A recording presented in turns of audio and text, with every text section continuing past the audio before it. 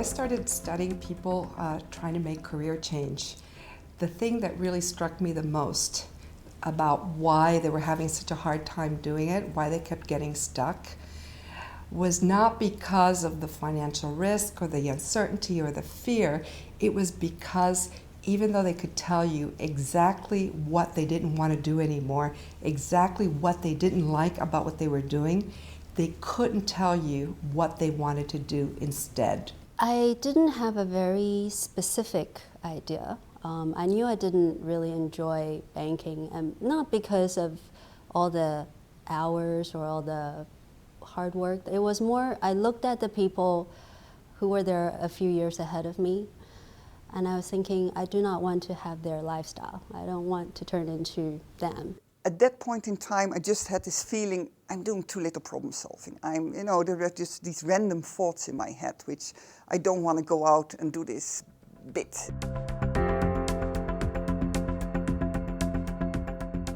The trick in getting this right is understanding that the way we think about what we're good at is also very limiting, because if we think about what we're good at, we tend to think about it in terms that are very narrow, functionally specific, very much tied to the job that we've been doing. And one important exercise for people to do as they start thinking about what next is to think about not these narrow skills, but portable competencies that can be applicable in a range of different contexts, and really learning to conceptualize what it is that you do and you do well. The corporate things that I was being proposed were just kind of retreads on what I'd already done, because it's a classic headhunter thing. You look for someone who looks rather similar to, their experience looks like the job you're trying to fill. But that's not what I wanted to do. You have to first discover what it is that you want to do. You have to meet people. You have to do a more random kind of search. You have to engage in a discovery process. You have to experiment. It takes longer, but it's a completely different search process, and people who try to go about it analytically, methodically, just like we're trained to do, just have a much harder time of it. At INSEAD, my first two periods, I really still had the mindset of like, I gotta do something, serious. I have to really focus on something that's, I gotta build a career. And so I was thinking everything from kind of consulting to big company jobs. But then I started meeting some of my fellow students who were in those worlds, and I was like, that's just not me. I don't think I should be doing that. This didn't fit my personality. You meet some people and you say, oh, I'd be good at that, or I'd be interested in that. Let me pursue that a little bit further. Often people start somewhere, but sometimes that doesn't pan out, or there's no job available, or they can't make money doing it. And so they have to start a search that is for some other approximation. I said yes to lots of things to start with, and 2 or 3 didn't work out, and that was fine. And I actually gained lots of experience right from the start of things that didn't work, and that was great, actually. They're flirting with lots of different ideas, except they have been told that you're not supposed to do that you're supposed to know exactly what you want and go for it. And so it's almost as if they can't even express the reality, which is the whole range of things that they're interested in exploring, almost like a portfolio, almost like a venture capitalist. Some of them are going to develop and some are not, and they really do need permission to go about it that way because it's ultimately more effective. So I was avoiding being as random as I was, and then at one point I embraced it. I said, look, this is the way it's going to work, because it actually had been working okay for me, even though I was kind of scattered in my job choices.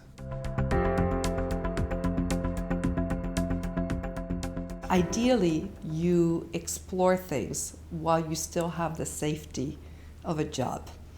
Now, sometimes that works out, and I really did see many more people than you would imagine doing moonlighting and consulting and starting up a business or being on a board of something that then becomes a bigger pursuit. That it really does happen a lot, but some jobs don't permit that at all. And in those cases, I've seen people organize an extended vacation, organize a sabbatical. I've seen them save up so that they can actually quit and have a window of time. My advice would always be figure out how to do it a little bit in the side while you're doing whatever it is it's paying the bills. I absolutely believe in trying to dabble in it as much as you can so that you ease into it. But that's not how I did it, so I don't think that it has to be that way. And so I went to McKinsey and I said, I want to go teach at INSEAD. And I had officially been working part-time because I had kids, and I, of course, worked more, so I had a few months left.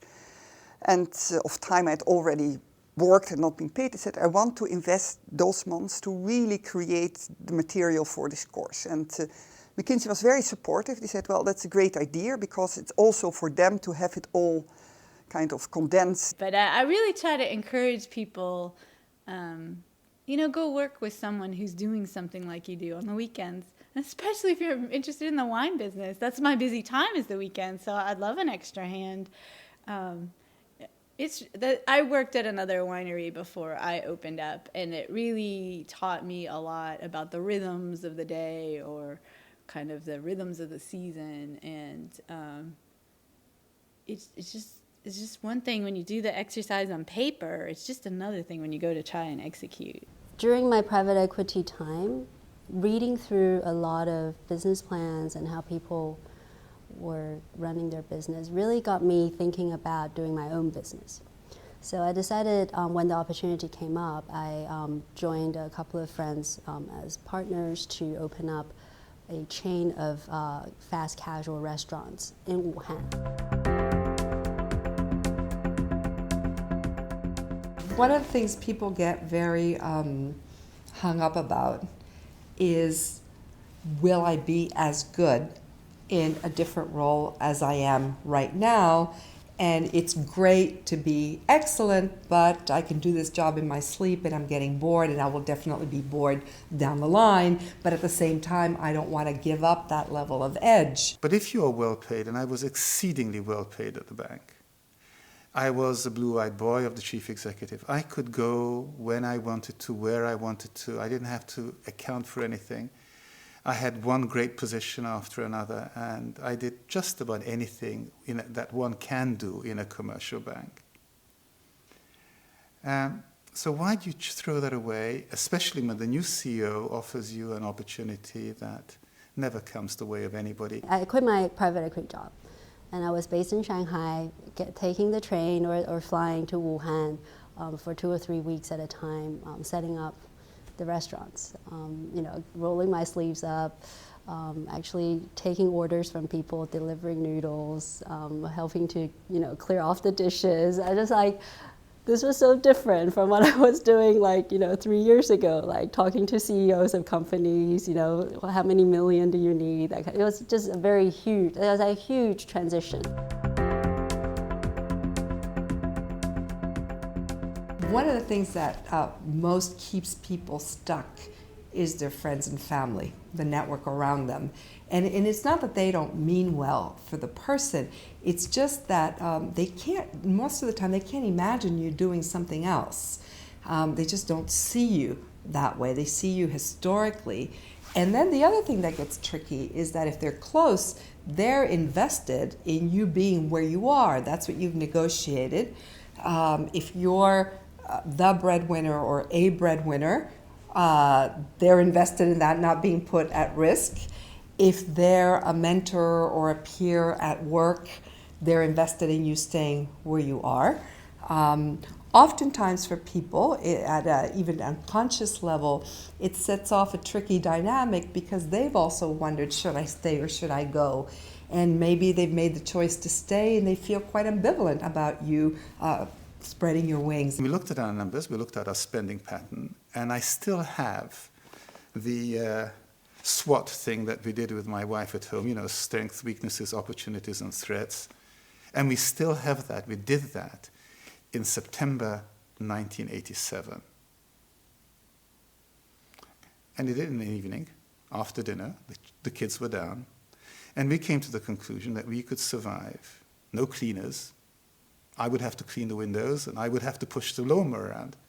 That we could survive 2 years and no more. I always tell people, I think that the best is when you're a couple. If one is entrepreneurial and one has the good job. And we messed up because we are both have our own businesses. And so at our house, we're always arguing about, it's one thing, you know, I assume most normal couples argue about, you know, do we have the money to go on a vacation, or, you know, did you spend too much on clothes? When we argue about, you know, did you spend too much money on winemaking equipment?